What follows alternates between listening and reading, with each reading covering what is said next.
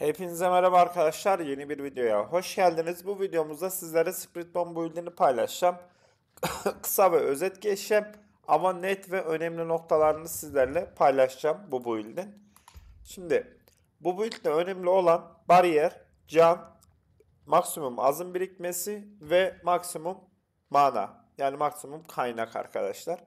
Bu dördü en önemlisi bu dördü arkadaşlar ve ekstradan canınız ne kadar yüksek olursa bu build'de hasarınız o kadar yüksek olur. O yüzden canınızı yüksek tutmanız gerekiyor. Şimdi hemen başlayalım. Bu arada kanalıma abone olmayı, videolarımı beğenmeyi unutmayın. Desteklerinizi bekliyorum. Kask'ta kullandığım aspekt her azim birikmesi başına engelleme ihtimali kazanıyoruz. Yani bir düşman size vurduğu zaman onu engelliyorsunuz arkadaşlar. Burada bu zırhımız zaten tüm pasiflere artı bir verdiği için çok OP bir zırhtır. O yüzden bu zırhı kullanmanız gerekiyor.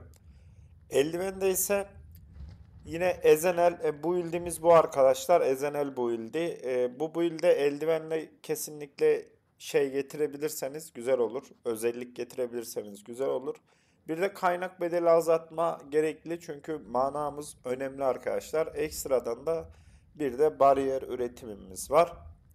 Şimdi pantolonumuzda maksimum azim birikmesi var. Maksimum azim birikmemiz ne kadar yüksek olursa hasarımız o kadar yüksek olur. Çünkü burada şu muydu? Şu aşağıdaymış. Burada diyor ki ek bonusla sahip olduğun her azim birikmesi başına 2x arttırılmış hasar verirsin diyor bu üründe. Ve biz de burada maksimum artı 4 azim birikmesi aldık arkadaşlar. Ve burada da hasarımız bu şekilde artacak. Eldivende kullandığımız aspekt engelleme ihtimaline karşılık %58 kritik vuruş hasarı kazanıyoruz. Bildiğiniz üzere kaskımızdaki her azim birikmesi başına engelleme ihtimalimiz vardı. Bu aspektle bu aspekt birbirini tetikliyor arkadaşlar. Pantolondaki aspekt maksimum vahşilik maksimum vahşilik arkadaşlar. Burada da yine kaplan yeteneklerimiz var. Onların bize pasif olarak hasarını yükseltmesini sağlamak için bu aspekt önemli. Ayakkabımızda ise bir düşman %80 yavaşlatıldığında ayrıca 3 saniyeliğine korkmuş hale geldiğinde %35x arttırılmış hasar veriyoruz. Yani şu yeteneğimizi kullandığımız zaman bela yeteneğimizi düşmanı korkutuyoruz arkadaşlar. Ve bu hasar konusunda bu yetenek de bize yardımcı oluyor bu aspektle beraber.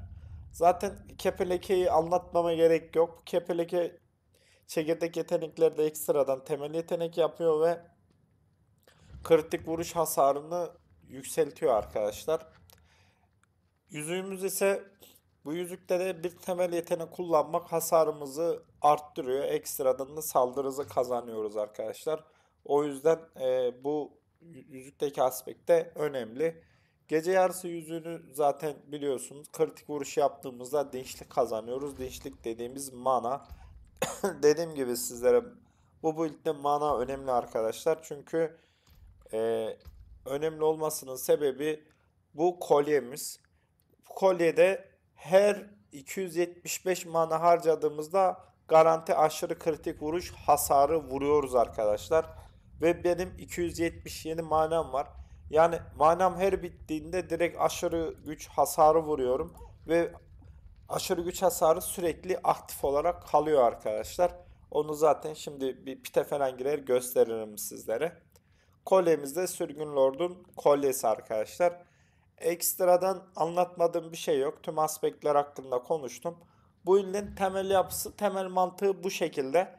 Sizlere kombosunu da anlatayım. Dediğim gibi videoyu fazla uzatmayacağım. Şimdi buradan mesela yüze girelim ya, hadi yüze girelim. Uzatmayacağız dedik ama kaç dakika olmuş? 4 dakika. 4 dakika olmuş. Ben bu piti 2 dakikada dönerim. Pit yüze giriyorum. Size tavsiyem iksir potu olarak cam potu için hasarınız yükselir arkadaşlar.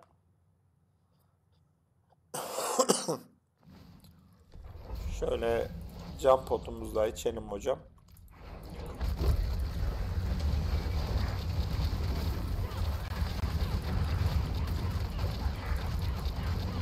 Bu arada dünkü attığım videoda çoğu arkadaş şey dedi. Abi bu build hangi build?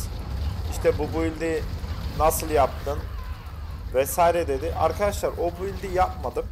O build'in mantığını sizlere göstereceğim. O yeteneğin mantığını. Ya mantığı değil de o yeteneği sizlere göstereceğim. Normalde build'imiz bu. Ezenel build'i.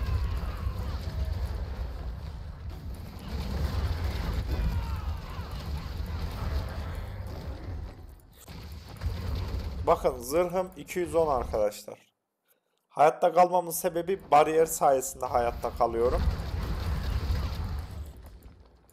Dur hocam şuraya bir girelim. Allah. Bazen vurmuyor böyle saçma şekilde ya. Anlamadım.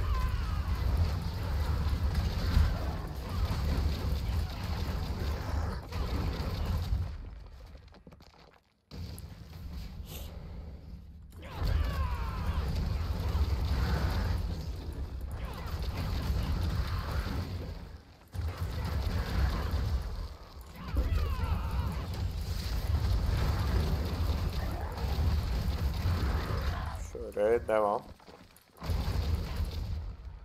Size bu build'in kombosunu anlatacağım arkadaşlar. Onu da göstermiş olalım.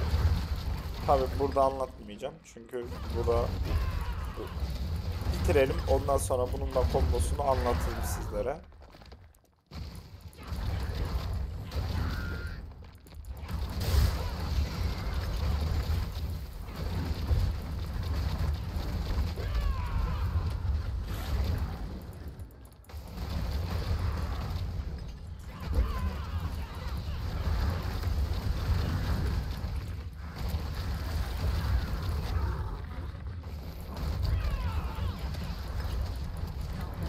Oğlum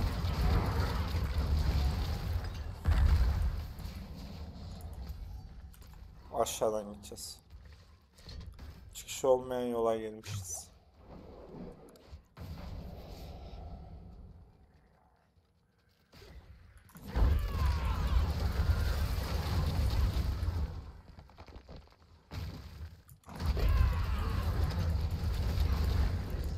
Allah. Sıkıştım. Hadi daha bitmedi mi? Hocam hep beni bulur böyle şeyler ya. Arka tarafta almadığım yer var o zaman.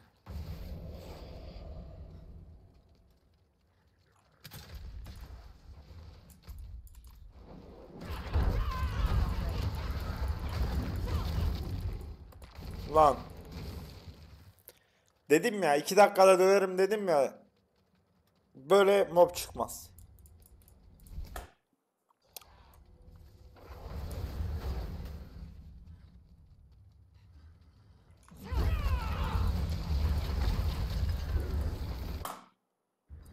Enti.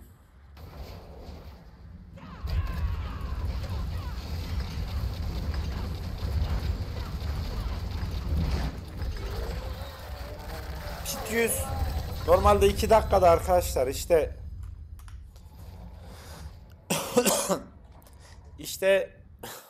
neyse.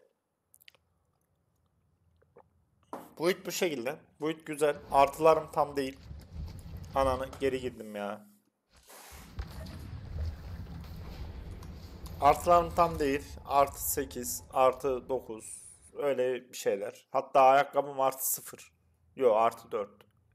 Bakalım şimdi. Merak ettim. Ayakkabım artı 8'miş. Özür dilerim. Ayakkabımın artı 8'miş.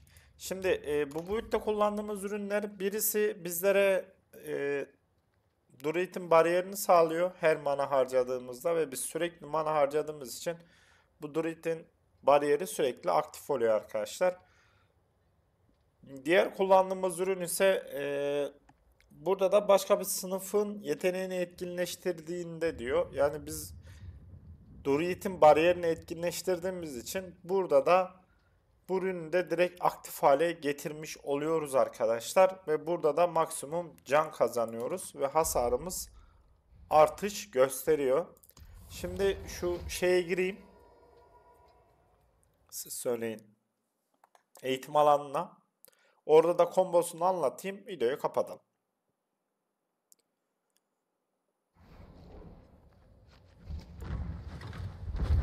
Karakterle alakalı önemli olan şeyleri, önemli olan yerleri söyledim. Buradaki mücevheratlar bariyer olması lazım.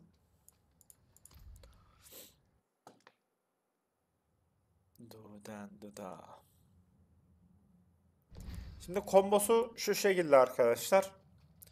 Şimdi bizim zırhımız yok biliyorsunuz. Burada bizi hayatta tutan bu zırhlı post.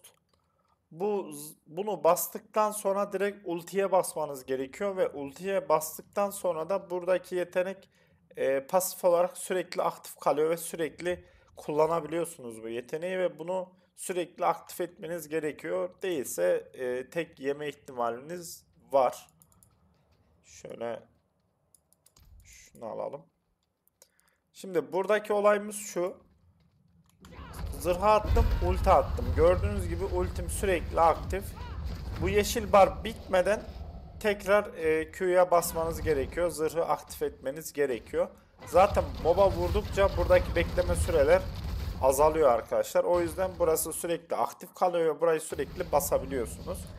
Şimdi hasar attırma konusunda ise buradaki girdabımız zaten mobları bir araya toplayıp sersemliyor. Ekstradan hasarımızı veriyoruz.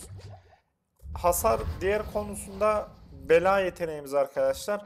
Bu korkutuyor. Bak gördünüz hepsi korktu ve ekstradan %35 hasar aldık korkuttuğumuz için. Bir de şurada yağmacı yeteneğimiz var. Bu yağmacı yeteneği de yine aynı şekilde bizim burada diyor ki yağmacı yeteneği etkinken çekirdek yeteneklere hedefe doğru atılır ve 30x hasar verir diyor. Bu yağmacı yeteneğini de aktif ettiğiniz zaman hasarınız yine aynı şekilde artıyor arkadaşlar. O yüzden kombosunu şu şekilde anlatayım sizlere ve burada da görüyorsunuz sürekli aktif bu kolyedeki aşırı güç hasarı sürekli 275 ve burada azmimiz her zaman aktif. Ekstradan burayı da göstereyim. Burası Jaguar ve Goril olacak arkadaşlar. Jaguar'da her 15. saldırıdan sonra ilave bir %15 kadar hasar vererek saldırı yapıyoruz ve burada da ekstradan hem azim kazanıyoruz hem de durdurulmaz oluyoruz. Buradaki ruhlar salonunda göstermiş olalım. Paralı askerleri de göstereyim. Paralı askerlerde Rahir'i kullanacağız ve burayı bu şekilde vereceğiz. Bize zırh kazandırıyor. Ekstradan arttırılmış hasar verdirtiyor. Takviyede ise gruplu olduğumuz zaman şu aktif olacak arkadaşlar. Burada da ekstradan saldırı hızı kazanıyoruz. Şimdi komboyu anlattığım şekilde yapacağım. Q attım, ulti attım, W attım, E attım, sağ attık yere vuruyorum. Zırhım hep aktif görüyorsunuz. Bunu sürekli aktif ediyorsunuz böyle. Q, ulti. Diğer yetenekler olunca direkt basın arkadaşlar. Hiç bekletmeyin. Bak zırhım hep aktif görüyorsunuz. Ultinin bekleme süresi de sürekli azalıyor. Böyle bu şekilde. Eliniz zaten bir müddet sonra alışıyor arkadaşlar. Bu komboyu yaparsanız rahat bir şekilde herkesi yok edersiniz. Bu ilk bu kadardı. Sizlere önemli noktalarını anlattım. Ekstra anlatacağım bir şey yok. Ruhlar salonu vesaire hepsini anlattım. Kanalıma abone olmayı, videolarımı beğenmeyi unutmayın. Desteklerinizi bekliyorum. Kendinize iyi bakın. Hoşça kalın. Demeden önce durun şunu göstereyim aklıma geldi. Burada dün arkadaşlar yorumda şey dedi. Abi bu yeteneği nasıl kullanıyorsun dedi. Arkadaşlar ben dün ne yaptım biliyor musunuz? Bu Ezenel'i aldım. Onun yerine tırmıklaya verdim. Sonra Allah dur. Sonra böyleyim. Bu. Yaptığım şey bu arkadaşlar. Yani ekstra bir şey yapmadım. Bu yeteneği sevdiyseniz bu yeteneği de böyle kullanabilirsiniz. Ama buradaki eldivendeki Ezenel'i değiştirip tırmıkla yaparsınız. Ve o şekilde yine hasarınız artar arkadaşlar.